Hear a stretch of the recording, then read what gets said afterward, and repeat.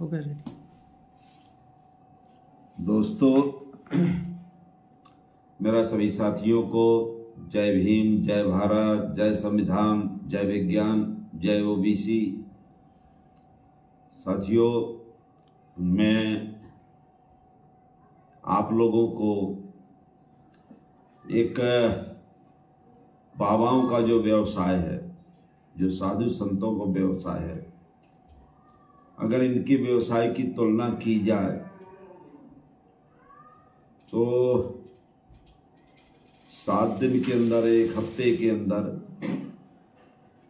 इनकी जो कार्यक्रम करवाते हैं, कथा है, हनुमान चालीसा है, तो इनकी लगभग कई करोड़ इनकम बढ़ जाती है। करोड़ों में नहीं, कई करोड़ लोगों में। जैसे भी हमारे यहाँ आपके बागेश्वर धाम के श्री धीरेन्द्र शास्त्री जी महाराज अभी एक हनुमान चालीसा करवा रहे हैं, और वो 1.25 लाख लोग लगातार हनुमान चालीसा करेंगे। और नेपाल से या दूसरी जगह से रुद्राक्ष मंगाया जाता है। रुद्राक्ष की कीमत होती है 3 रुपए। रुद्राक्ष की कीमत नेपाल में 3 रुपए है। वो अगर 3 रुपए यहाँ से अगर अपन लोग लाते हैं तो वहां 3 लाख कुछ पैसे का पड़ती है। और वही रुद्राक्ष की कीमत अगर मान लो डबल भी हो जाता तो 6,25,000 करीब होगा, 75,000 हो सकता है। और यहाँ वही रुद्राक्ष 5100 में बिकता है। और 1.25 लाख रुद्राक्ष 63 करोड़ 75 लाख का बिकेगा। 63 करोड़।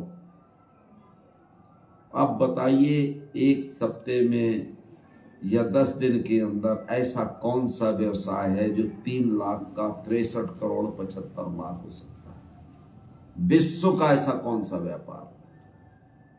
अभी तक लोग, आरएसएस के लोग अडानी और अंबानी के माध्यम से देश को ठग रहे थे, पूरे देश को बेचे दे रहे थे। आज बाबाओं के माध्यम से इस देश की भोली भाली जनता को इतनी बड़ी लुटाई कर रहे हैं।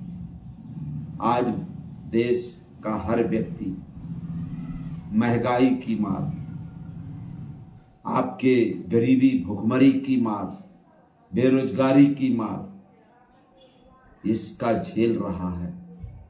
विदेशों में लोग, यहाँ के लोग जा रहे हैं। रुपया इतना गिर गया है जिसकी कोई कीमत नहीं है। और कई करोड़ रुपए, मतलब 7 दिन के अंदर 3 लाख का 63 करोड़ 75 लाख रुपए, 63 करोड़ 75 लाख रुपए हो जाना। अब ऐसे बाबा इसलिए लाए जा रहे हैं कि अभी तक, अब इनकी निगाह, जो हमारे जनता की निगाह है, केवल बड़े बड़े पूंजीपतियों पे है कि 400 करोड़ 500 करोड़ 1000 करोड़, जो 2000 करोड़ रुपए ये जो पूंजीपतियों से लेते हैं। अब इन्होंने देश में केवल वाहवा लगा दिए। अंधविश्वास फैलाओ, पाखंड फैलाओ, दोबारा मनुस्मृति लाओ और देश को लुटवाओ, देश को कंगाल करो। और जो पहले माला माल, जो निकम्मे लोग हैं, जो 1 पैसे का काम नहीं करते, जो देश को लूटने बेचने का काम करते हैं, वो आज भी IAS IPS बने और कॉलेजियम सिस्टम के अनुसार जज बने, इस देश की कानून व्यवस्था को बिगाड़े। तो मैं बता रहा हूं, पूरे स्तंभ इनके, न्यायपालिका, व्यवस्थापिका और प्रशासनिक, जो भी, और चौथा स्तंभ जिसको गोदी मीडिया कहते हैं, वह गोदी सेठ भी, जो राष्ट्र के नाम अभी संदेश दिया जाता था, देश के नाम संदेश, अब सेठ के नाम गोदी मीडिया का संदेश देने लगा है। तो इस तरह से अभी इनका अंतिम पाय बचा है। इतने बाबा कभी नहीं देखे होंगे आपने।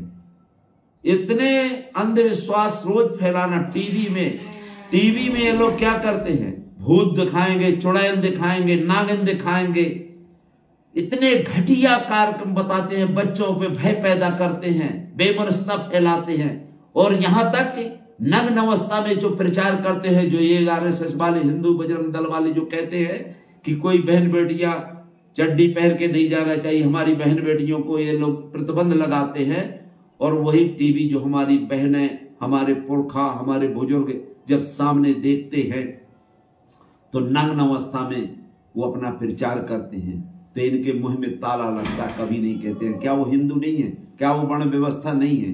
तो मेरा कहने का कुल मिलाकर मतलब यही है, निवेदन में करने के लिए आया हूं कि अब ये बाबाओं के माध्यम से देश को गुलाम बनाना चाहते, पाखंड, झूठ, मतलब जितना पाखंड फैला सको पाखंड फैलाओ और भारत में राज करो। और अभी ओबीसी की जनगणना की बात हम लोग करते हैं तो यहां का जो केंद्रीय मंत्री है वो कहता है जातिवाद फैला रहे हो।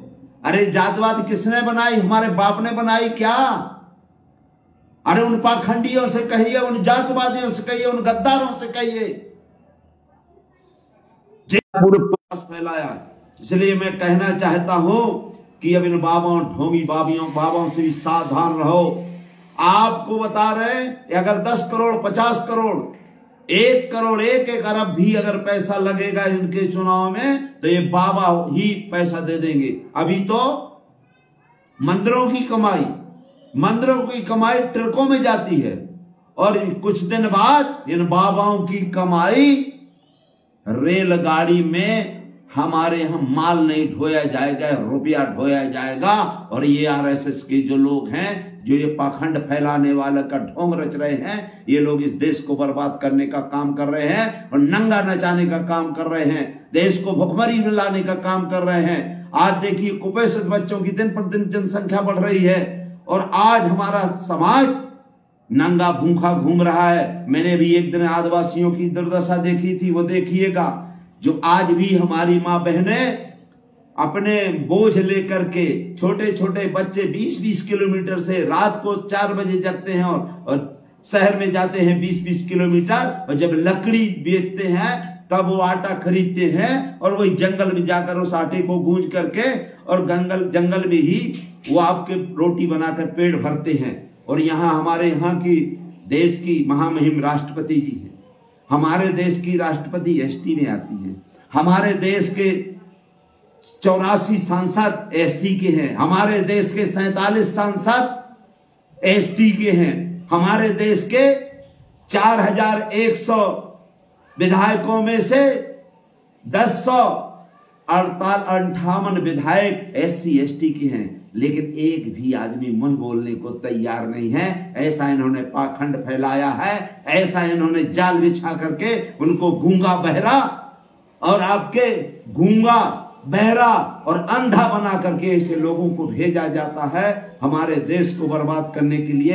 ये लोग आज भी हमारे देश को बेच रहे हैं। इसलिए मैं निवेदन करना चाहता हूं देश के और प्रदेश के अपने मूल निवासियों से कि इन पाखंडियों से बचो। अगर नहीं बचोगे तो एक दिन ये देश गिर भी हो जाएगा और ये पुनः अपने जहां से आए थे वहीं चले जाएंगे। इसलिए मेरा निवेदन है, अपने देश को बचाना है, अपने सभ्यता को बचाना है, अपने मानव जीवन को बचाना, अपने बीवी बच्चों को बचाना, पर्यावरण को बचाना है, तो इन पाखंडियों से दूर रहना पड़ेगा।